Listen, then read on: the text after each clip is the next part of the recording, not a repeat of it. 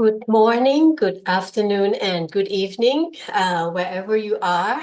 Um, so I'm very honored and with a great pleasure, of course, to meet you all, to be welcome in this community.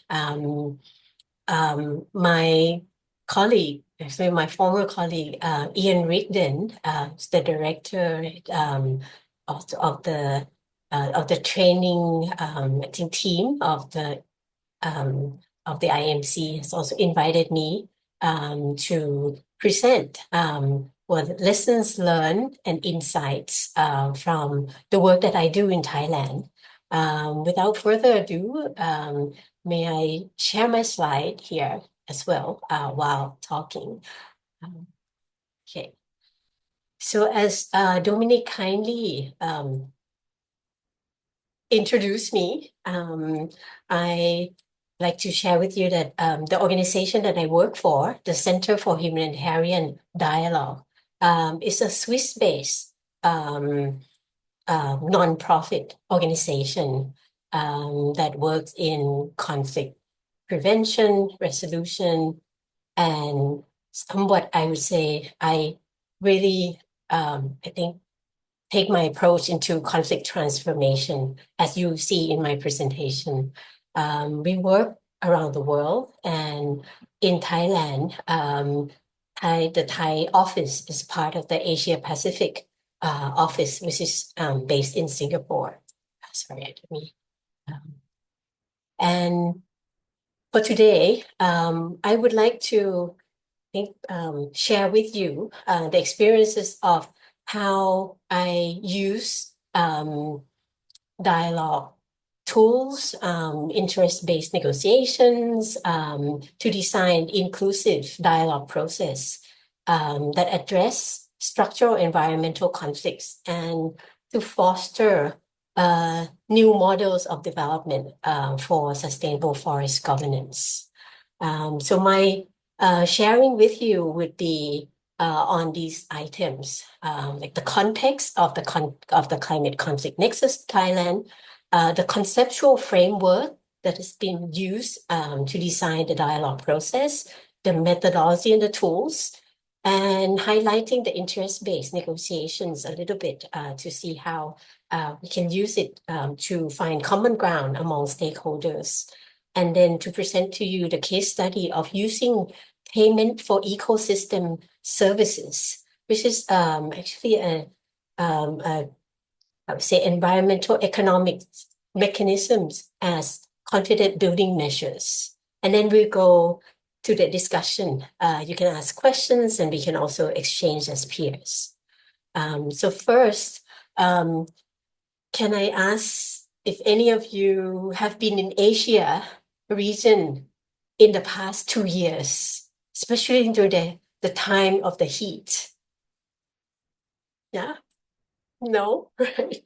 Well, we have been suffering in Asia the extreme weathers and also extreme heat. So we have El Nino and La Nina switching over and over. And the impacts of climate impacts is also on exacerbating existing conflicts and also creating new conflicts. So there's factors like resource competition, displacement, inequality, turning environmental stress into a major driver of conflicts and instability. And that's why the Center for Humanitarian Dialogue sees that peace building can break this cycle by using shared environmental risks as entry points, common ground for corporations, because no matter who you are, what ranks, races, from which communities, you're affected also by climate impacts and have to cooperate anyhow in order to foster access for humanitarian needs and also disaster relief. So through conflict-sensitive analysis, inclusive dialogue, and neutral, impartial facilitation, and working with stakeholders can build trust and reach climate resilient agreements that support long-term stability. So that is the rationale. And in Thailand, especially in Northern Thailand, if anyone has heard of provinces like Chiang Mai is a touristic province, sits in the northern part of Thailand. And across the border, we have a neighboring country, which is Myanmar, which is also conflict affected. So in the area is a forest land, basically highland forest land with tropical, forests. But the tropical forests in northern Thailand and also the border of Myanmar, there are forest dwellers that live there for generations. And once the nation buildings, state would um, institute laws and orders and, put governance on lands, right? So, and in the past, of course, in the 60s or even back in the 50s, in those areas, there have been deforestation, logging, opium growing. There have been insurgent groups as well, and also drug trafficking. So that's why the authority use should I say, land tenures and also declare conservation land, and forest lands over areas where indigenous or ethnic communities living in the highland over their ancestors' lands. And this has been also protected conflicts. But over time, the government cannot say exclude people out of their lands completely. But the people who live there have been limited of their rights. So once they don't have any means or access for income generations, business sectors go in and provide them with quick income generations like maize agriculture to grow maize. But the forest dwellers, since they do not have access to utilities that much, or technologies, or even knowledge of how to conduct waste management, agricultural waste management, they burn the agricultural waste, the maize, the waste that come from maize productions. So it become forest fires caused by humans. And then it caused also conflicts, between highland people and also people in the urban areas where they feel that the highland people are the one who caused the forest fire and the fires that cause the PM 2.5 haze in the urban area, while the highland people see that the people living in the urban area are the ones who use gasoline transportation. They do constructions and emit also carbon dioxide from all kinds of I think productivities. So there have been tension in the country, especially in northern Thailand. And meanwhile, there are also trans-boundary environmental issues where on the other side of the border of Thailand, where there are ungoverned land or lands governed by armed groups across the border, they also do contract farming for maize agriculture. So in the ungoverned land, it's even worse where um, like the highland dwellers or the people living in across the border, they would burn the agricultural waste without much control and also without also waste management. Okay, so the hotspots that the Thai authorities and also people in the business sector also try to document and assess have been an ongoing recurring pattern of hotspots. And the authorities and stakeholders that started to think about how to address the problems systematically, start to think that these are symptoms that they need to really find what are the causes. Right? So then there are some policy platforms, civil society groups, and also business groups start to come together and think about, okay, how can we address these issues? And I, as a representative of HD in Thailand, I work also with these stakeholders on policy issues, on social cohesion, reconciliation in the country. So they also ask if I can contribute, if HD can also help assist the parties to design the process, facilitating multi-stakeholder dialogues, and bringing conflict-sensitive lens into how to resolve the environmental issues and find a way to think about sustainable forest governance. So I work with stakeholders in the country. I don't work alone. I also work with academics. I work with also, health based organizations and also environmental organizations. And also some people who take in, I think, technology for development as well. So we use conflict analysis, inclusive stakeholder dialogues, thinking about how can we find confidence building measures to use, and also use knowledge-based process or evidence-based data, and also strategic communication to address issues. As I mentioned to you, the forest fires are not technical problem, it's human one. So the project worked with 10 communities in the area called the mountain is called Doi Suthep in Chiang Mai, to see what are the root causes. And we found that actually what we see above, if you look at the iceberg, above the ground, above the water, you see the PM 2.5 haze, the heat, illegal burning, lack of enforcement of laws, and also need for more equipments to fight the fires.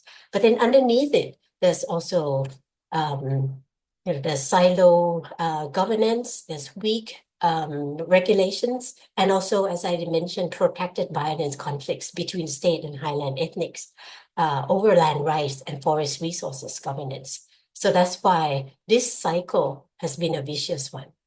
And yes, so with the vicious cycle, we have in Thailand the word, the fire inside the heart, or fire resentment, if we were to translate it into English, that is deep-rooted, deep-seated in the heart of the highland people or people in the community, where they feel that the state has declared forest land, conservation land over their ancestors' land.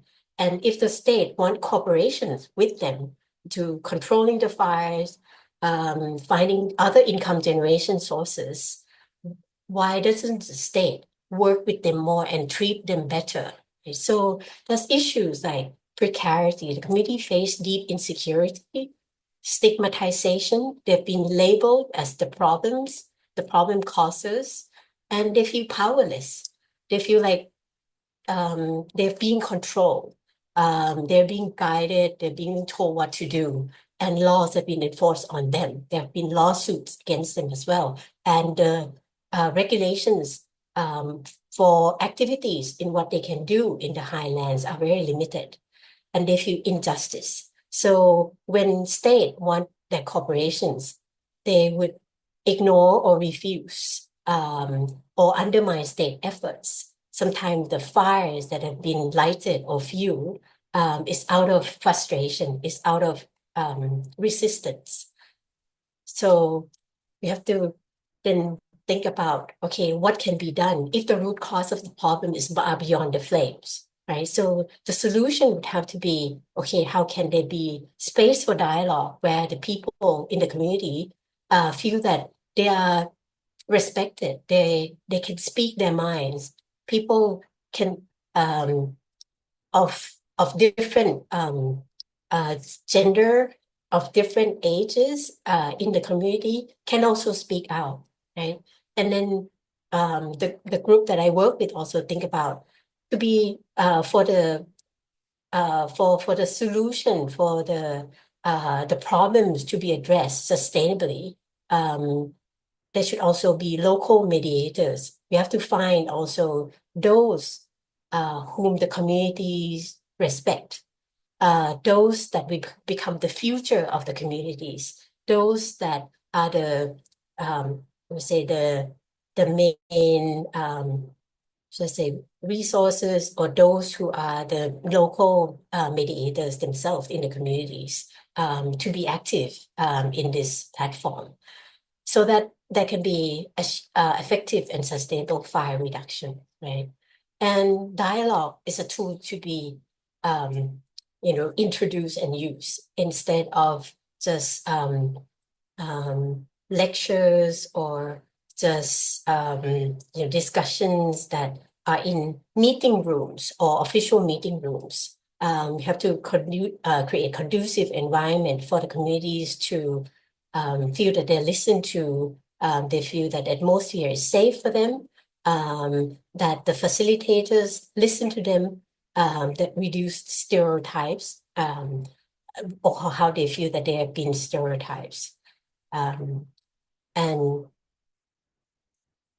these are the pictures of the team of facilitators, insider mediators, and academics, and some policymakers that group together to work as an alliance, to go to the 10 communities and listen to them, and also make them feel that the relationship between them and policymakers, with academics, with those who are law enforcers, also from the forest department, are not something that it's an imposition of power over them. And we listen to them as much as possible and work with them also on listening to, if you can see the map that is in the picture, those who are working on, geodata satellite system, those who have the technology, they also provided the map that the communities can identify how they use the lands, because sometimes the map that are used by the authority are not updated. So the team of mediators that work with the communities printed out maps of the villages, of the districts, also for the villagers and community leaders to show how they utilize the lands, to update information about the demographics, and also about the how the communities have changed as well. So the methodology that are used, we've also do it in the loops of mapping the root cause and doing joint fact finding by discussing with the communities about the map that I showed to you. And also we also show the map to the authority, to the forest department, so that the forest department can also sync the map with communities. They can also have to renew their discussions about GIS mapping using new technology instead of keeping with the old map only, and also create safe space, and also think about guidelines. How can there be agreements among the authorities and also with the communities on when and how the communities can use fires? Because actually, if they have agricultural land, they would have to burn some of the leaves. Otherwise, if the leaves accumulated over time, the leaves can become the fuel as well. If there's if there's a extreme heat, or if there's some fire, even a small fires, if there are accumulated agricultural waste, then the fire they can be set ablaze as well. So there must be ways to get rid of the waste of the agricultural waste. So those agreements listed out the things that the authorities and the communities can do together. And then by doing by conducting the process, by going through the loops of activities, then we build the capacity of local mediators or empower those who are already local mediators, and also go back to them and review about what's the progress, how the agreements have been implemented, for example. So these are pictures of the maps that have been printed out for the communities to identify if the official maps and the real life activities or use of lands different, and where they see that those are the boundaries of their communities. And there are conflicts also between communities. Among the 10 villages, there are tension between villages because the lines between villages are not clear.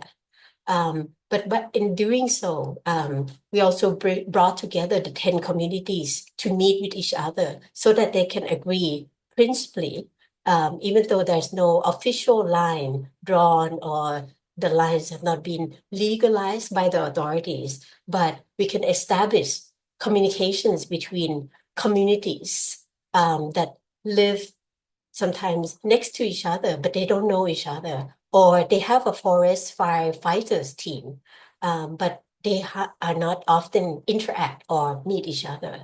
Right? So the vision of this project is to transform the cycle of conflict into a cycle of collaboration. So turn the distrust or blame into shared responsibility and co-management, to turn the community insecurity to sustainable livelihoods and forest stewardship, and ineffective enforcement to more effective fire reduction through community partnership. And there are also young generations who do not wish that they would continue doing agriculture in their areas. But if they are allowed to live in the forest land or in the conservation land, they would like to work with the authorities to create sustainable, eco-friendly recreational activities and tourism, for example, forest bathing. They would like to also do trekking led by local communities. These are the things that the authorities need to listen and need to work with the communities as well, which have been lacking before. And our methodology is to work with with the 10 communities, but then pilot 4 communities to deepen the agreements. If they can work with the villagers next door to them, if they can also innovate some ideas such as sustainable tourism or anything that the communities and the young people or the women in the communities would like to do.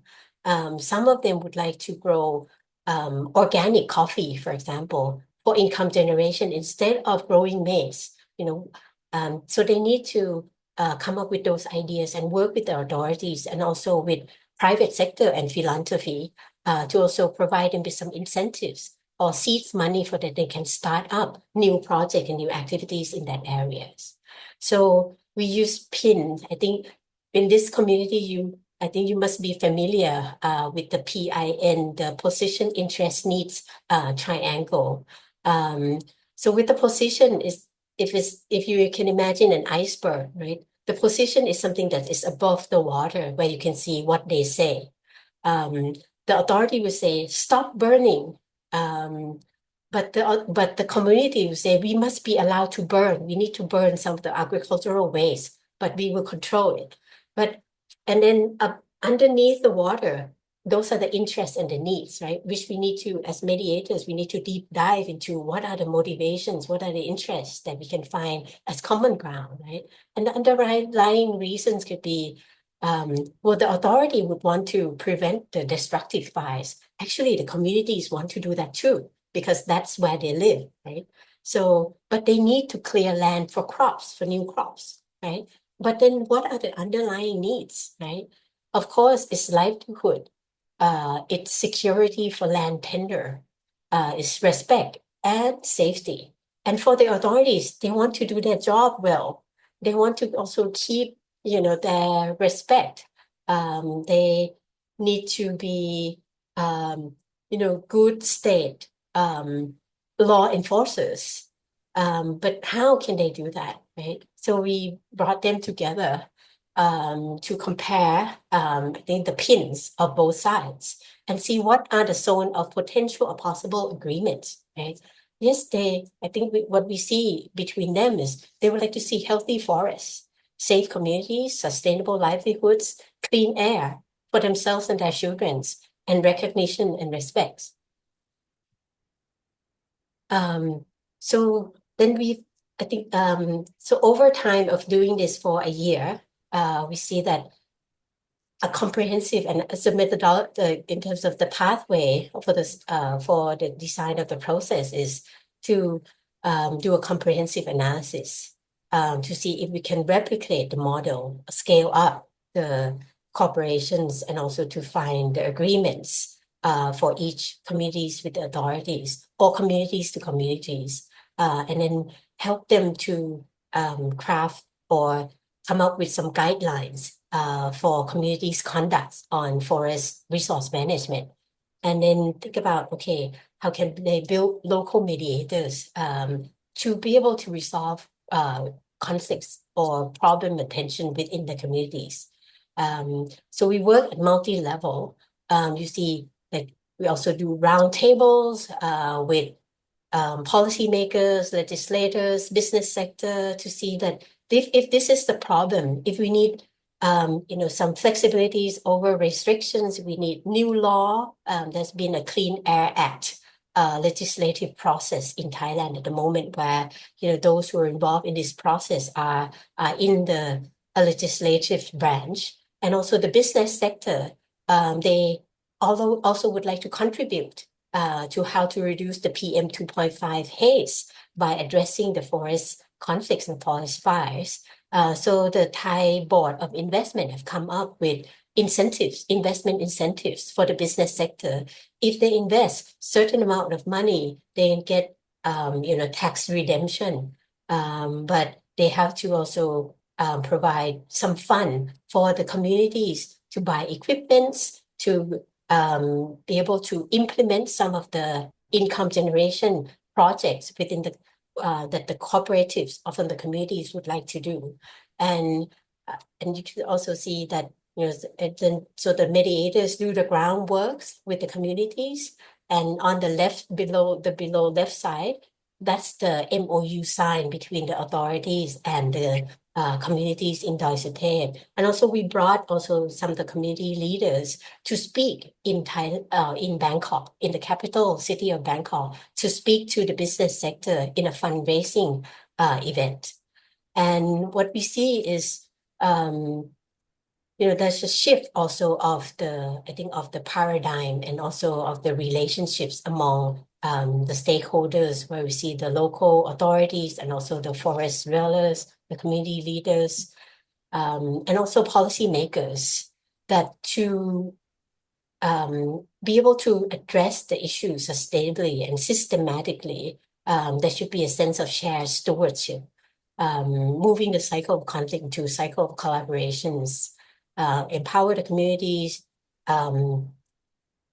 address the trust issue, and how can the policy be flexible, responsive, effective, and I would say inclusive as well. And the key outcomes, we see the shared consciousness and also some models for creative management of natural resources, where the authorities listen and also, and look at or consider that the maps that the communities use are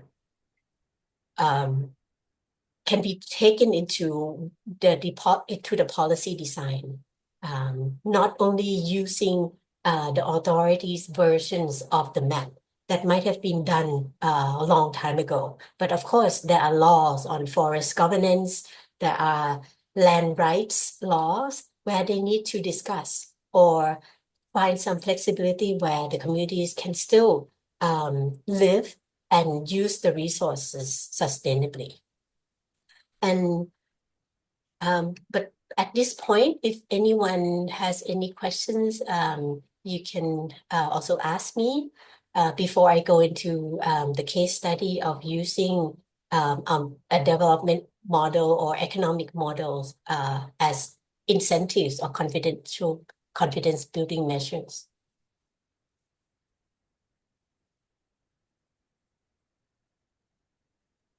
Okay. Okay, if not, then I will go back to. I see Ole has a question there. Jan? Okay, please. Hello everyone. Hello. Theerada, thank you very much for sharing information about this case. I can't even imagine what titanic and great work you have done with your team. And when I heard about the situation about the agricultural wastes, it has resonated very much with one of Ukrainian cases we have, because Ukraine is quite powerful agricultural country. And if it's interesting, I can share some insights that parties have found about actually the problem was there were some villages and a big agricultural holding, big agricultural company, and there was a kind of they needed to destruct this agricultural waste for some reasons. And if it's interesting for you, I can share it here at the end or on LinkedIn, whatever would you like. Okay. Maybe you can share maybe in the sessions where we can do a peer discussion, peer exchange, or if you have detailed information that you would like to share with me, you can also ask Dominique Okay. to share with me the information. Please Okay. in the information. I will also write my email address on the chat after this. Oh, great. I can just briefly make some notes that could be just useful for you, or maybe not, because the climate is different. So thank you very much for. Well, thank you, Ole. But yes, the private sector, especially the companies that they produce agricultural agribusiness that needs maize as animal feeds.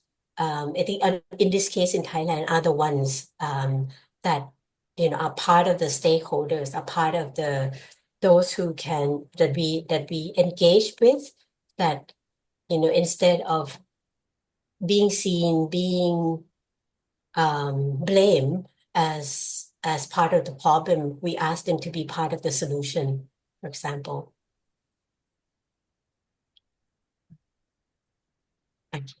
I will, I think, just show you just one, I think, case study, one model of what have come out from the process as confidence building measures, and then we can go into the discussion.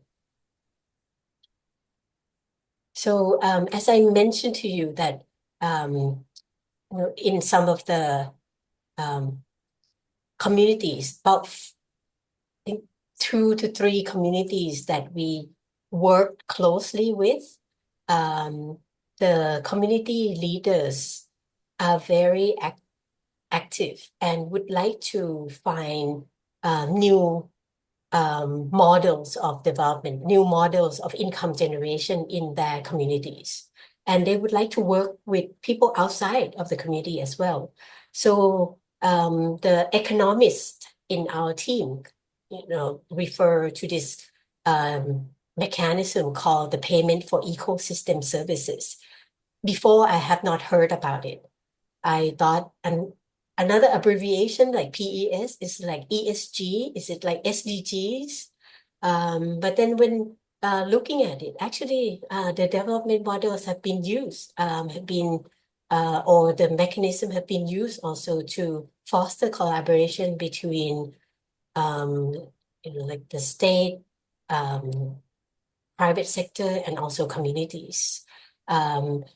If you look at the picture, it's about how a project or this mechanism can be like fund that is set up where those who benefit from the ecosystem services, the ecosystem provides services for all, right? To live, to eat, to be able to generate income from products from the forest. So those who live downstreams, who can gain and generate income from the ecosystem services, downstream water users, for example, will allocate some of the profits or funds to fund or to provide incentives for local communities living upstream, living in areas where they're rich in ecosystems. If the settings, if they live in such setting, so that they can help with the conservation, they can help with sustainable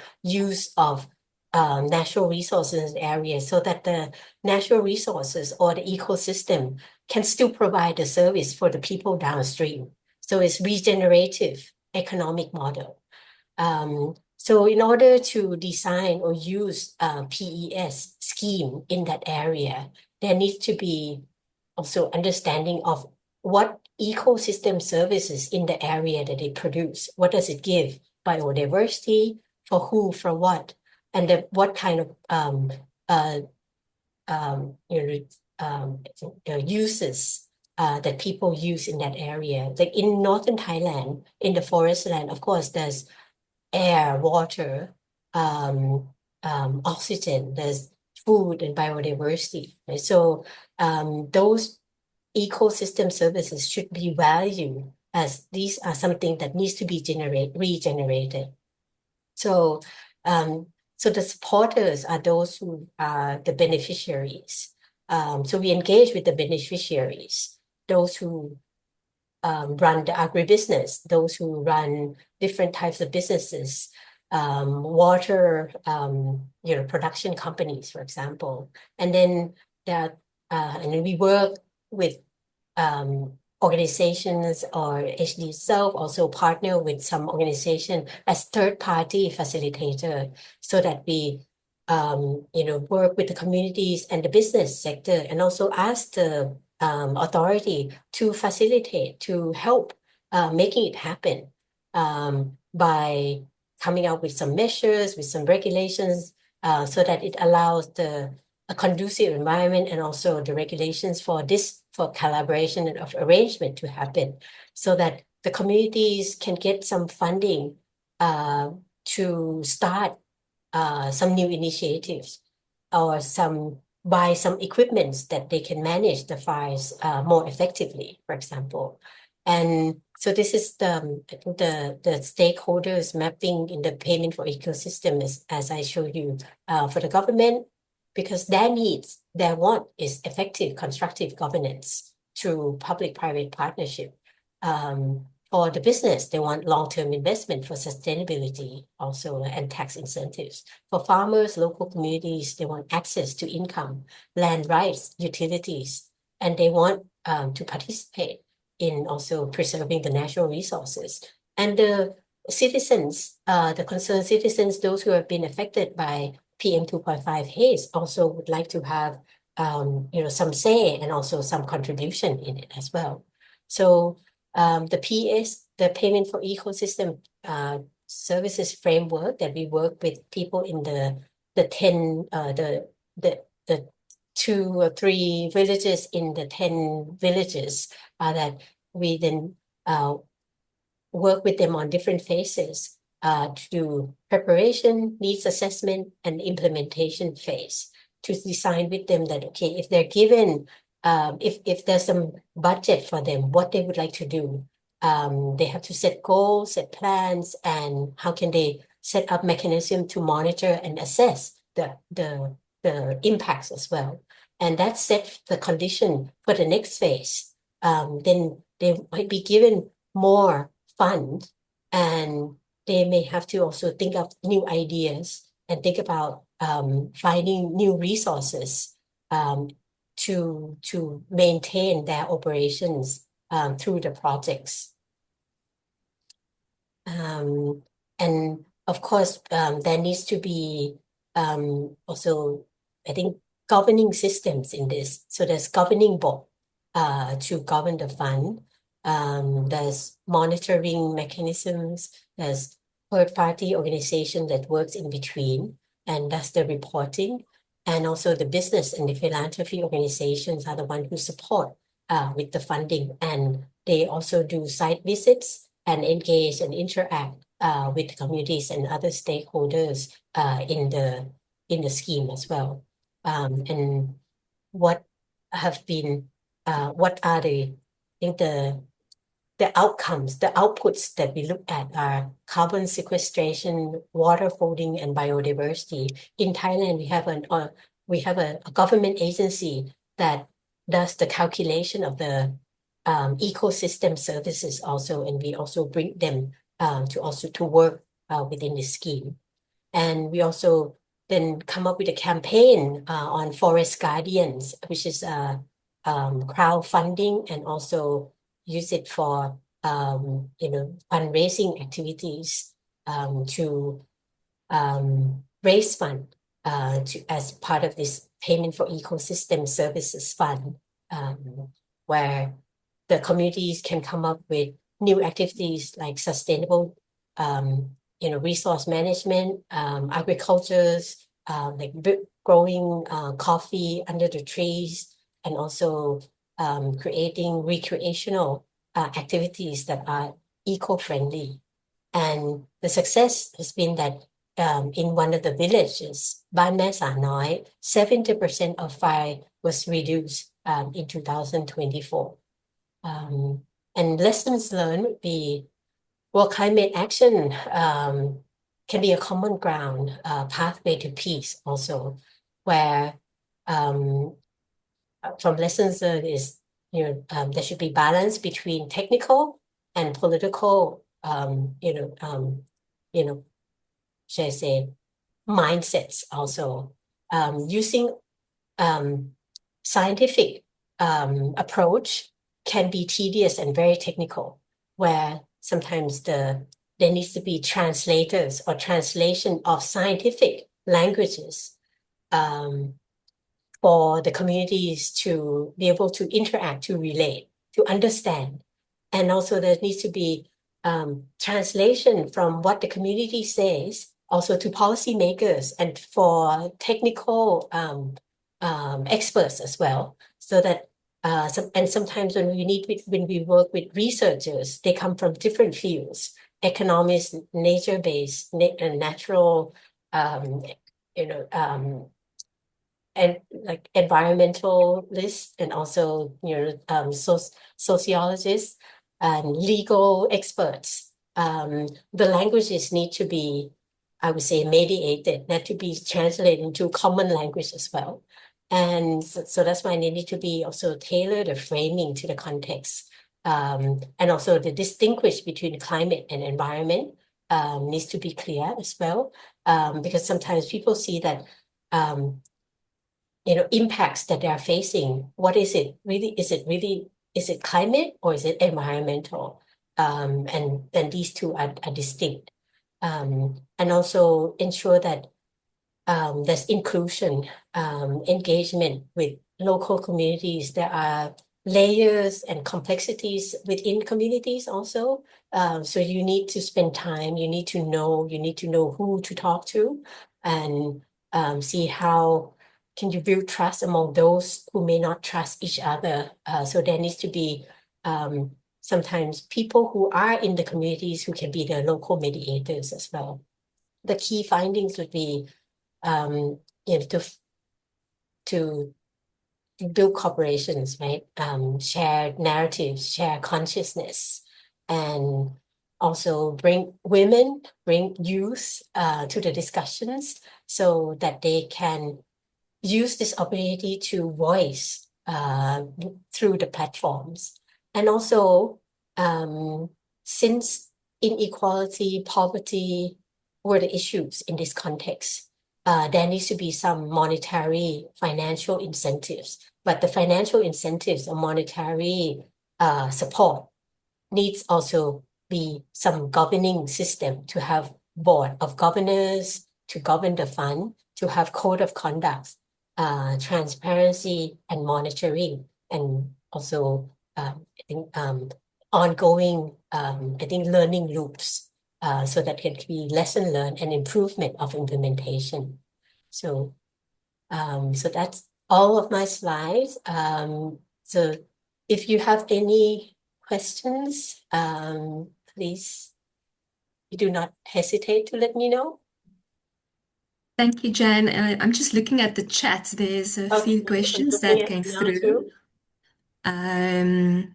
There was one from Nadine. I don't know if you can see it. And she's asking, and she says, thank you for bringing together the mediation policy and research at multi-level for shared responsibility and co-design. This is very interesting.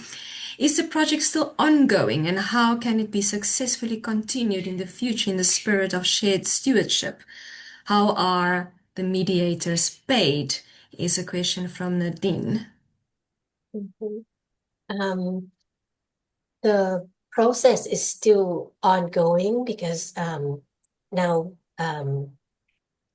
since there are many stakeholders involved, so those who are the incubators of the process try to find way to maintain it, to keep the I think the momentum and also the monitoring. So some of the incubators are researchers who who have received research funds from the Thai government to maintain it. But of course, each year the research project needs to expand to have to deep dive in some way. So they need to also use the model or synthesize the model and scale them up, and also use them elsewhere or adapt the model elsewhere.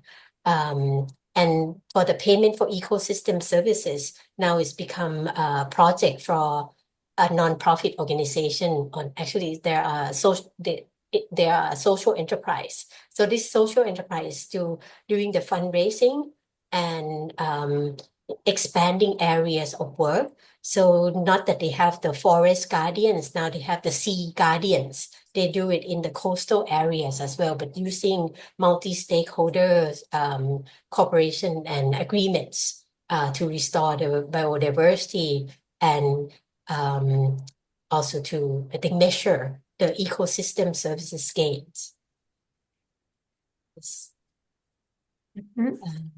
There's another question from Greg Bond, who has to leave now, I'm afraid, but he had a question who was asking about, I would be interested if you have processes that involve international investors, outside stakeholders, and companies too.